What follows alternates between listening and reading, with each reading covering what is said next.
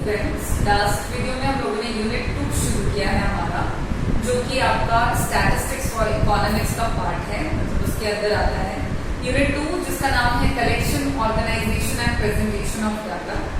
उसमें हम लोगों ने कल बात किया कि वो जो यूनिट है उसमें आपको टोटल 4 चैप्टर्स पढ़ने हैं, जिसमें मैंने आपको कल डिटेल में बताया था कौन कौन से चैप्टर हैं, क्या क्या नाम है। आज दोबारा रिपीट नहीं करते हैं। एंड देन हम लोगों ने उसके अंदर पहला चैप्टर शुरू किया है जिसका नाम है कलेक्शन ऑफ डाटा। ठीक है, तो फिर मैंने आपको कल की वीडियो में बताया हुआ है कि उस चैप्टर में हमें मेन कौन कौन से टॉपिक जो है वो कवर करने हैं। ठीक है, उनमें से हम लोग आज शुरू करेंगे। जो पहला टॉपिक था उसका स्टैटिस्टिकल इंक्वायरी, उसके साथ आज हम शुरुआत करने वाले हैं।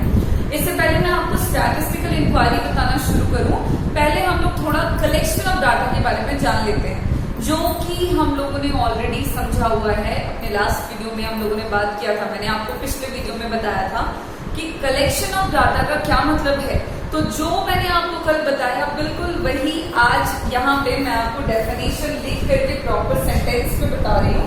एक बार फिर से हमारा रिपीट हो जाएगा और आपको समझ में आ जाएगा। तो जरा देखिएगा, कलेक्शन ऑफ डाटा का मतलब क्या बताया था आप लोगों को बच्चों। तो आप लोगों को बताया था कि कलेक्शन ऑफ डाटा जो है वो एक सिस्टमेटिक अप्रोच है जिसके अंदर हम गैदर करते हैं, मतलब जमा करते हैं और मेजर करते हैं। एक सिस्टमेटिक तरीका है ये जिसमें हम जमा करके मेजर कर रहे हैं। क्या इंफॉर्मेशन को हम गैदर कर रहे थे और मेजर कर रहे थे। वो इंफॉर्मेशन जिसे हमने कहां से प्राप्त किया है, तो फ्रॉम वैरायटी ऑफ सोर्सेज। कहीं एक जगह से हमको वो इंफॉर्मेशन नहीं मिल गया, बल्कि उस तरह के बहुत सारे सोर्सेस थे जहां से वो इंफॉर्मेशन हमने रिसीव किया, हमने जमा किया, उसको हमने मेजर किया। और फिर मैंने बताया था कि हम ये काम क्यों कर रहे हैं।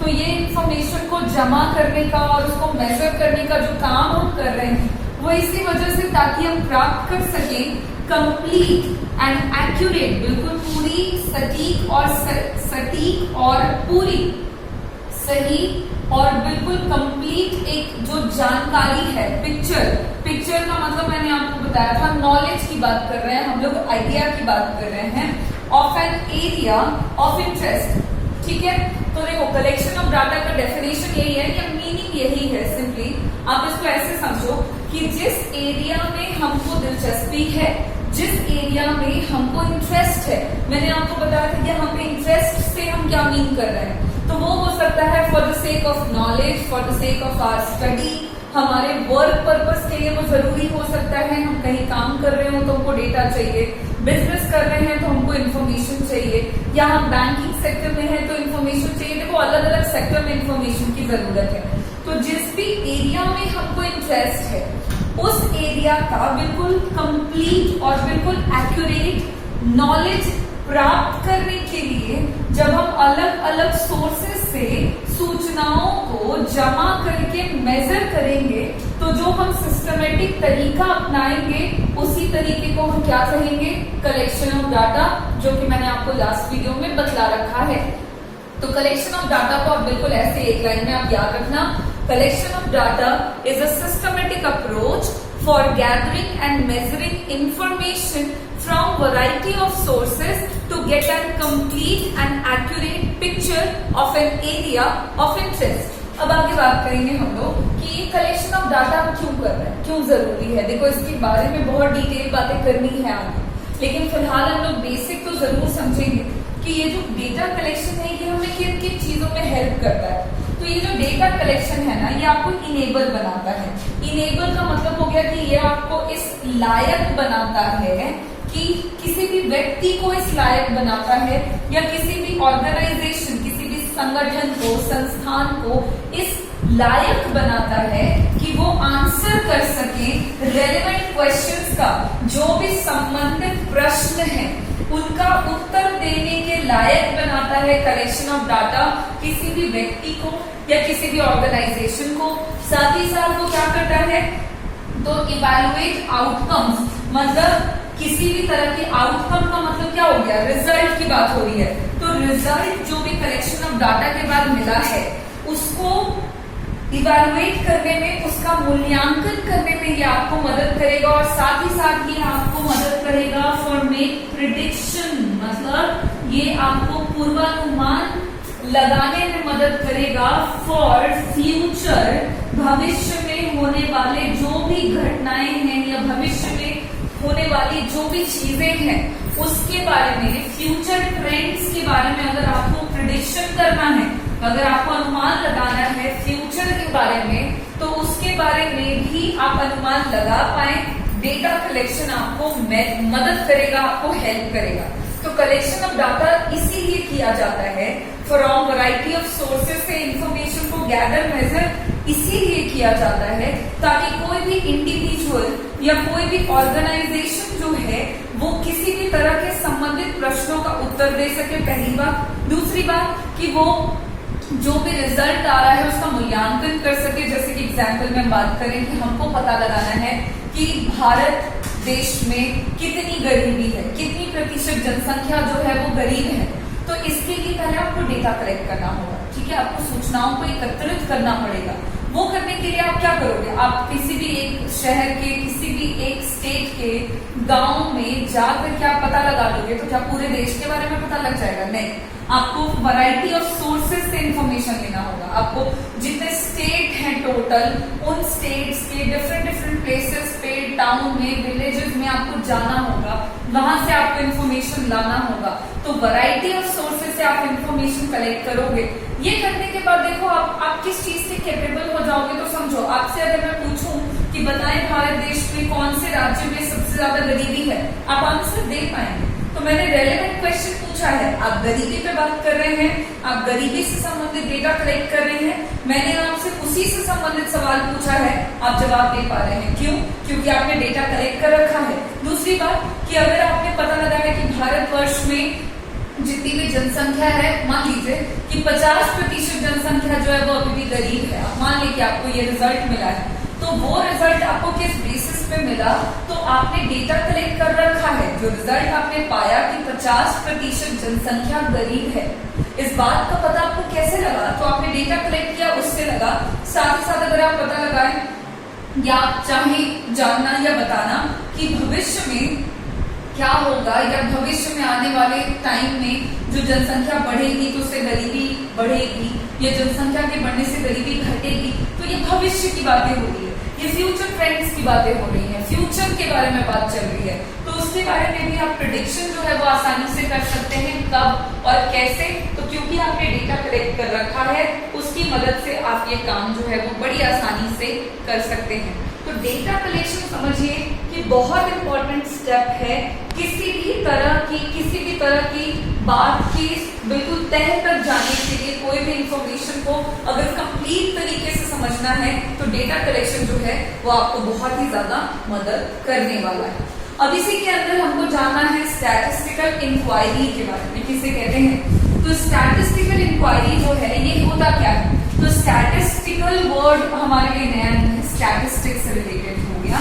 इंक्वायरी मतलब क्या होता है? खोज, ठीक है, खोजबीन, जांच पड़ताल। तो देखो क्या है, तो स्टैटिस्टिकल इंक्वायरी एक तरह का सर्च होता है, एक तरह का खोज है ये, जिसे कंडक्ट करते हैं या जिसे प्लान करते हैं। कंडक्ट मतलब हो गया प्लान करते हैं, जिसकी योजना बनाई जाती है। क्यों?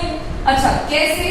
तो ये एक प्रकार का सर्च है जो प्लान किया जाता है, जिसमें इस्तेमाल करते हैं स्टैटिस्टिकल मेथड्स का। स्टैटिस्टिकल मेथड्स आप याद करें क्या क्या है?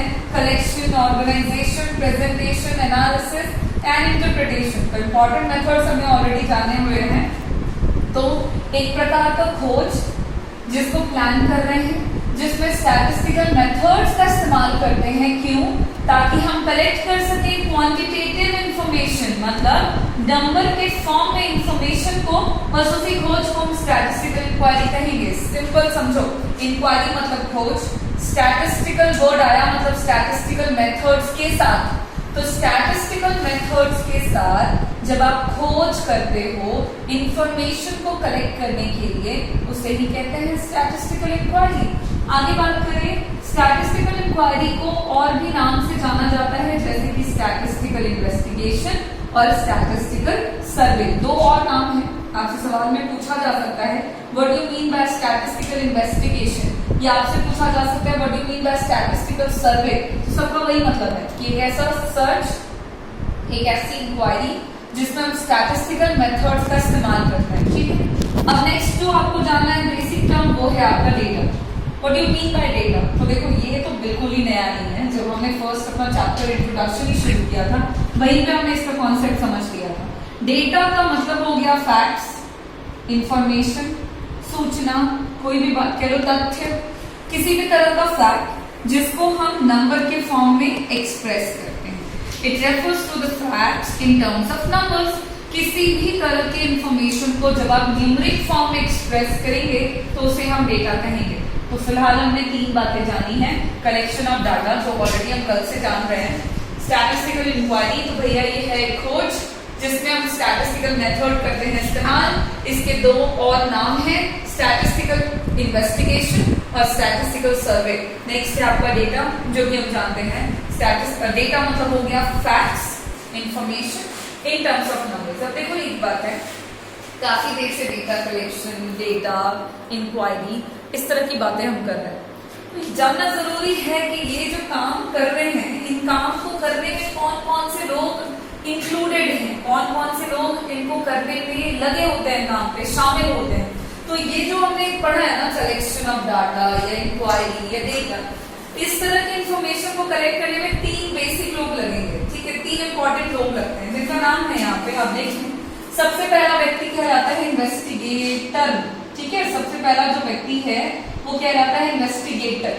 अब इन्वेस्टिगेटर किसे कहते हैं वो मैं आपको बताती हूँ 1 मिनट में, पहले आप दूसरे का नाम सुन लो। दूसरा होता है एन्यूमरेटर और तीसरा होता है इंफॉर्मेंट्स, जिसे हम कहते हैं रिस्पोंडेंट्स। देखो कलेक्शन ऑफ डाटा में ये 3 लोग जो है वो हर हालत में इंक्लूडेड होंगे। कलेक्शन ऑफ डाटा इनके बिना हो ही नहीं सकता है। अगर आप इंक्वायरी कर रहे हैं तो आप इन 3 के बिना इंक्वायरी कर ही नहीं सकते हैं। कैसे? तो देखो इन्वेस्टिगेटर का मतलब हो गया वो व्यक्ति, वो पर्सन जो कंडक्ट करता है, जो प्लान करता है स्टैटिस्टिकल इन्वेस्टिगेशन को, उसे हम इन्वेस्टिगेटर कहते हैं। वो व्यक्ति कौन से टॉपिक पे आपको इंफॉर्मेशन कलेक्ट करना है, आपको इंक्वायरी करनी है, तो किस चीज से रिलेटेड इंक्वायरी करनी है? आपको गरीबी पे पता लगाना है, बेरोजगारी पे पता लगाना है, आपको कोविड-19 पे पता लगाना है, आपको कौन से टॉपिक पे इंफॉर्मेशन कलेक्ट करना है, किस तरह से इंफॉर्मेशन कलेक्ट करना है, कहां से इंफॉर्मेशन कलेक्ट करना है, ये प्लान करना पड़ता है पहले। ये नहीं कि बिल्कुल उठे पुठे और चल दिए, बिल्कुल इंफॉर्मेशन कहीं से भी लेके आ गए, ऐसा नहीं है। प्रॉपर आपको स्टेप्स फॉलो करने पड़ते हैं। तो आप कैसे करोगे, कहां से करोगे, कितने लोगों को काम पे लगाओगे, इन सारी चीजों की प्लानिंग करनी पड़ती है।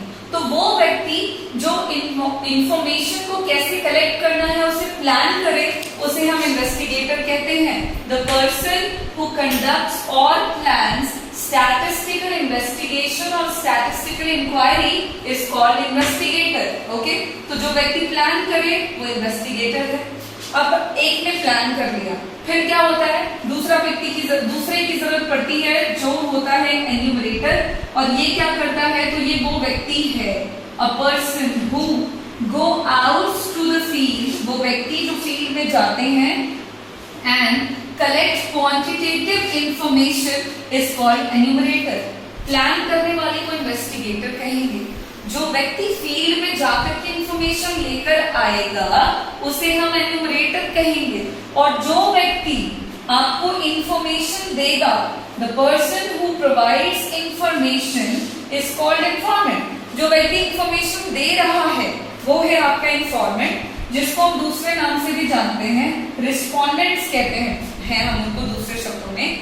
जो व्यक्ति इंफॉर्मेशन लेकर आ रहा है, जो फील्ड में जाता है, इंफॉर्मेशन लाता है, वो है एन्यूमरेटर। और जो व्यक्ति प्लान करता है, जो व्यक्ति कंडक्ट करता है कि क्या करना है, कैसे करना है, वो है आपका इन्वेस्टिगेटर। तो इस तरह से हम लोगों ने आज कलेक्शन ऑफ डाटा के जो बेसिक्स हैं वो समझे हैं। देखो इसके आगे हम जो कुछ भी पढ़ेंगे वो इन्हीं सारे टॉपिक्स को इंक्लूड करके ना इन्हीं के ऊपर रिवॉल्व करेगा, या इन्हीं से इंक्लूडेड है, रिलेटेड है। तो आपको समझ लेना है कलेक्शन ऑफ डाटा का मतलब। स्टैटिस्टिकल इंक्वायरी का क्या मतलब हो गया, डेटा तो हम जानते ही हैं, और ये तीन लोग जो इंफॉर्मेशन को कलेक्ट करने में, मतलब कलेक्शन ऑफ डाटा में अपना अपना कॉन्ट्रीब्यूशन देते हैं। नाम के साथ उनका क्या क्या काम है वो, इसके आगे जो है वो हम इनको नाम से रिपीट करेंगे। तो आप अगर आप इनको अच्छे से समझ लेते हैं तो आपको समझ में आएगा कि हम किसकी बात कर रहे हैं, कहाँ पे बात कर रहे हैं। इसके आगे का जो भी टॉपिक होगा जिसमें हम सोर्सेज वगैरह पे चलेंगे कि कलेक्शन ऑफ डाटा के कितने सोर्सेज हैं, कौन कौन से, तो वो हम नेक्स्ट वीडियो में करेंगे। तब तक के लिए आपको इतने को अच्छे से समझ लेना है, जान लेना है, आपके लिए इजी रहेगा। देन हम आगे